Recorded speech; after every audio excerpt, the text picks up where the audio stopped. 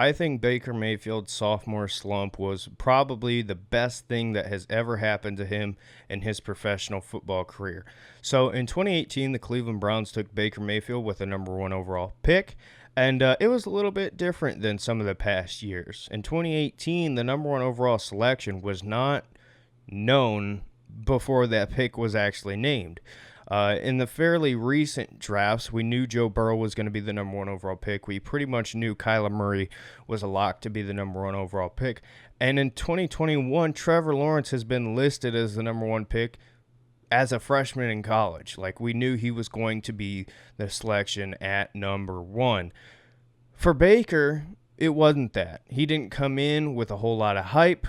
You know, Trevor Lawrence is looked at as a for sure success, future star in the NFL, right pick at number one. People had no questions with that, or at least most people who have a brain and know what they're talking about. With Baker, there were so many other options. People thought it was either going to be Sam Darnold. People thought it was either going to be Josh Allen. But at the end of the day, John Dorsey turned in the card with Baker Mayfield's name on it. And this led to a lot of criticism. And it wasn't like Baker had a bunch of hype. He had people doubting him. And Baker lives and thrives off of people doubting, you know, and it's just what it is. He plays with a chip on his shoulder. And yes, that can be a good thing, but it also can be a bad thing. So with Baker coming into his rookie season, he got in the third game against the New York Jets around halftime. And from there, magic happened. He threw 27 touchdowns to 14 interceptions, 3,725 yards, and broke the rookie passing touchdown record and really lit the fire under the Cleveland Browns and especially under the fan base, because after so many years, they finally got the guy, or at least that's what it seemed. So heading into the 2019 season, there was so much hype. The Browns trade for Odell Beckham Jr., they fire Hugh Jackson, and replace him with Freddie Kitchens, who at the time everybody thought was the right selection. Or maybe not everybody, but a lot of people thought was the right selection, given the fact that he allegedly had a great relationship with Baker Mayfield and was the reason why he succeeded so much in his rookie season. So in 2019, Baker completely went backwards, right? He threw 22 touchdowns to 21 interceptions, had 3,827 passing yards, and it was not good. In fact, it was very, very bad. And I think this was the best thing to ever happen to Baker Mayfield for a few reasons. And that's what I want to talk about here with you guys today. So, number one, it humbled Baker Mayfield a lot.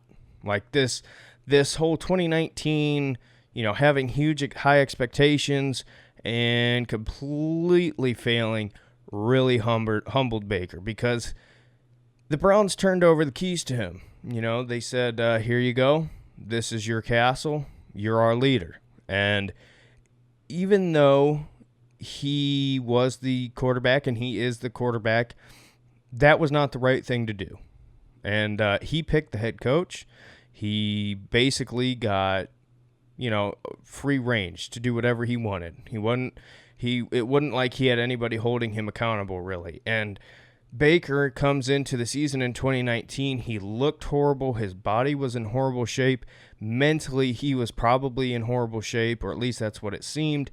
And he started clapping back at people. You know, all these talking heads, the Stephen A. Smith, the Shannon Sharps, Colin Cowards of the world. He kept responding to every single one of them. And for Baker, that's not what he should be focusing on. And I think he has since learned from this. And this is why I say it was the greatest thing to happen to him.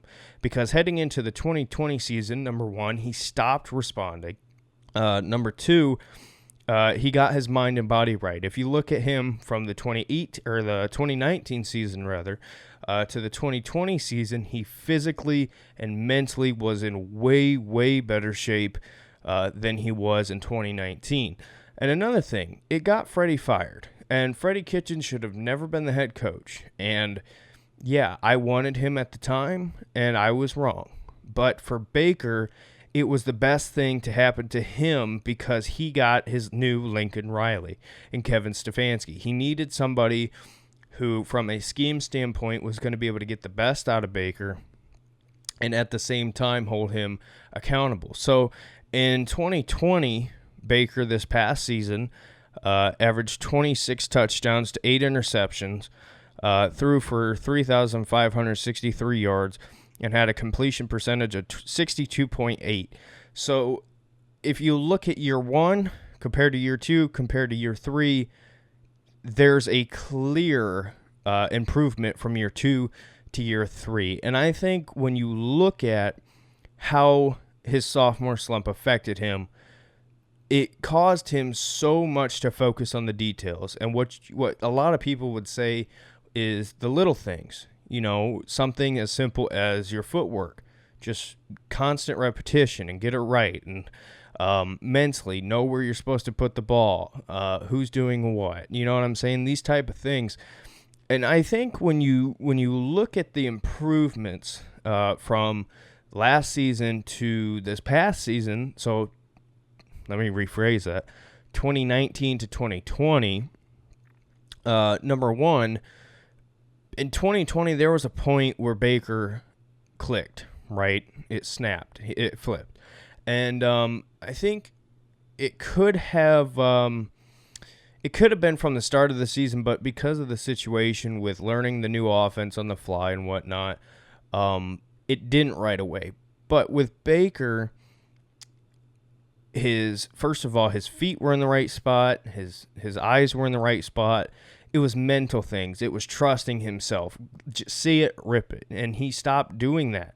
That was something he struggled with early on. And then once he hit the point where he started ripping it, he turned into the 2018 gunslinger Oklahoma Heisman Trophy winner that we all know and love.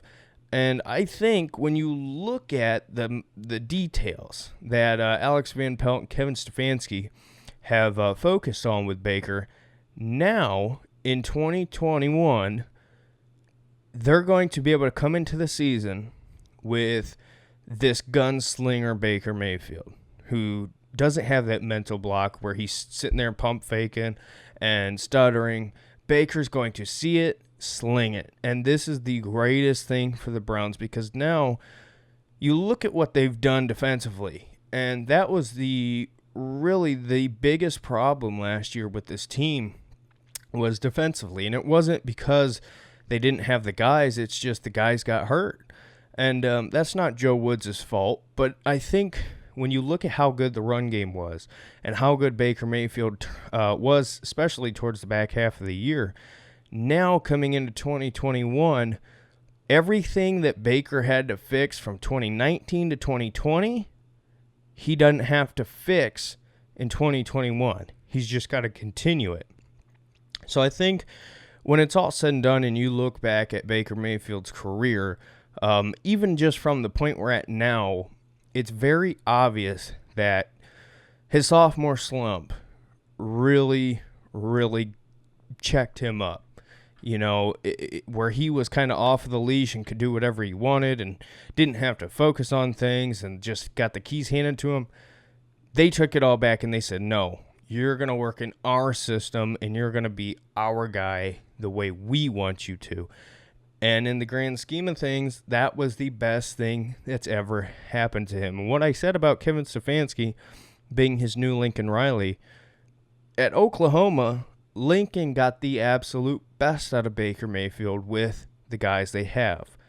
And Kevin Stefanski can now do that same thing. And I think in 2021, you're going to see some of the Oklahoma Baker Mayfield things where he could just sling the ball and really not have to necessarily be limited like I think they had him in 2020.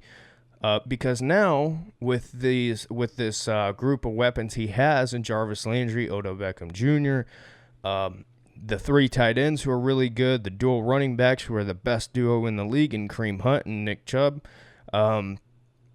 you know, and some guys who I think are going to step up, like Donovan Peoples-Jones, and you could see some others. So I think the fact that they can now really evolve this offense is going to be absolutely insane. And I can't wait, and I really do think that 2019 was the best thing to ever happen to Baker Mayfield. So let me know your thoughts. How good do you think Baker will be this year? And we'll see you in the next video. Bye.